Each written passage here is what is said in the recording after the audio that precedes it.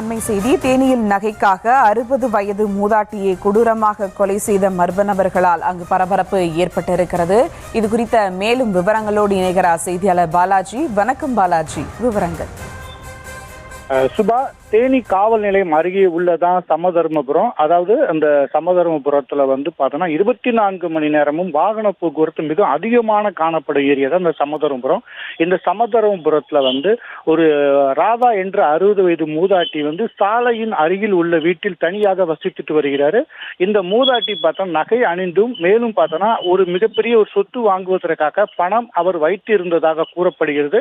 இந்த சூழ்நிலை இன்று அதிகாலை அந்த பாட்டியின் வீட்டுக்குள் நுழைந்த மர்ம நபர்கள் பாட்டி வீட்டில் தூங்கிக் கொண்டிருந்த அந்த ராதாவை கழுத்தில் கயிறை வைத்து நெருக்கியும் மேலும் அங்கு இருந்த கூர்மையான ஆயுதங்களால் கடுமையாக தாக்கி கொலை செய்து அவர் அணிந்த நகையை பறித்து கொண்டதாகவும் கூறப்படுகிறது. மேலும் அந்த வீட்டில் இருந்த பணமும் கொள்ளையடிக்கப்பட்டதாக காவல்துறை நடத்திய முதல்கட்ட விசாரணையில் தற்போது தெரிய வந்துள்ளது.